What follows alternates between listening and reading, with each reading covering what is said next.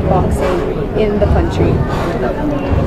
Importante ito sa ngayon na napaka-importante itong celebration na to, especially sa issue, daming issue sa ating bansa natin ngayon na mapalitan naman ng ganitong promotion, ganitong issue na boxing, na lahat tayo magkaisa. And celebrating the 50th celebration of Thrilla in Manila dito sa Araneta Coliseum. Malaking honor sa atin to na after 50 years nandito pa rin tayo, and then pasalamat tayo sa ating Pangulo sa kanyang suporta, kay Ma'am Lam, kay First Lady sa all-out support nila sa atin para dito sa celebration na ito, and then sa mga Pilipino, sa media, salamat sa inyong talagang pagsuporta the Blue by Blue promotion. Sir, what can the fans anticipate, especially on October 29, especially with all yung mga fighters na... May mga tayo, mga ilang World Championship na fight, at nandyan si Jerusalem, Yumer, at Martin, and Mendoro, na Tapales. So marami tayong mga magagaling na mga boksingero na makikita natin dito sa laban na ito. So I hope na manood tayo at suportahan natin ang ating mga kababayan. Sir, may message ka po ba sa mga Pinoy na nanonood ngayon? Sa ating mga kababayan, ito yung bihira lang na pagkakataon na ating ma-celebrate ang 50th celebration ng Thrilla in Manila at Blue by Blue promotion dito sa Araneta Coliseum. Naway magkita-kita tayo sa October 29. Maraming salamat po. Thank you, sir. Thank you. Good afternoon everyone. Magandang hapon po sa ating lahat.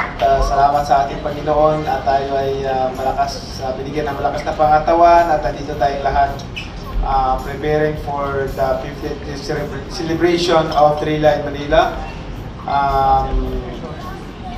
Hindi ko ma-imagine na yung Thrilla in Manila kinuwento lang sa akin at napanood ko lang din sa replay yung fight. Because I was born 1978, so hindi pa ako pinanganak nung naganap itong Thrilla in Manila. So I'm so blessed and happy because ako na hindi pa napanganak nung time na yon, at ako ang nagdala ngayon ng celebration ng 50th celebration sa Thrilla in Manila. So I'm so honored and thankful to God of these blessings. And also, alam naman natin na ang ating bansa nakilala sa sports, especially boxing. Lahat tayo nagkaroon ng respeto sa buong mundo in this because of this sports. So, inanyayahan ko ang buong sambayan ng Pilipino na suportahan natin ang sports, especially boxing, kasi dito tayo nagkakaroon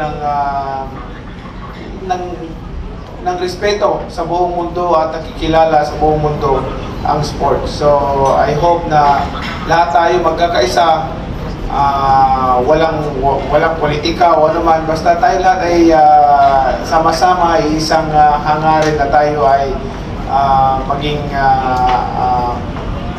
kumbaga proud as a sport-minded country. Pinupulso natin palagi yung pag-support at from grassroots level to international na mga kabataan natin, sinusuportahan natin, which is yan po ang ginagawa ko ngayon. Not only boxing but basketball, volleyball, everything like that. Sa abot ng aking mga kaya, hindi po pera ng gobyerno, pero pera natin, ginagastos natin para makatulong tayo at maka-inspire tayo, makapag-inspire tayo ng mga kabataan na ipursige yung sport. Kasi ang sports kasi, pag may madisiplina yung bata pa lang, matibay siya pagdating sa mga problems, yung trial sa buhay. Alam naman natin, hindi kagad sumusuko. And also, ang bata pag natutong disiplina, mayroon siyang tinatawag nating concern and love for the country. Yun ang inaano natin, i-build up natin sa mga kabataan para matuto silang magkaroon ng disiplina. Especially sa time ngayon, sa time natin noon na wala pang technology, wala pang cellphone, ngayon grabe na yung gadget ngayon, yung mga bata na ano sa mga gadget ngayon. So this time around siguro dapat tayo magkaisa para suportahan natin ang sports. Either boxing, basketball, or any volleyball. Mahilig din ako volleyball or playing chess. Naglalaro din ako ng chess, billiard, anything like that. So, yan ang pinagkakabalahan ko ngayon. So, maraming salamat sa inyong lahat, sa lahat ng media and press for always there na lagi nakasuporta sa aming mga atleta. Thank you and good afternoon everyone. And thank you sa lahat ng mga opisyalis and also for the Araneta family.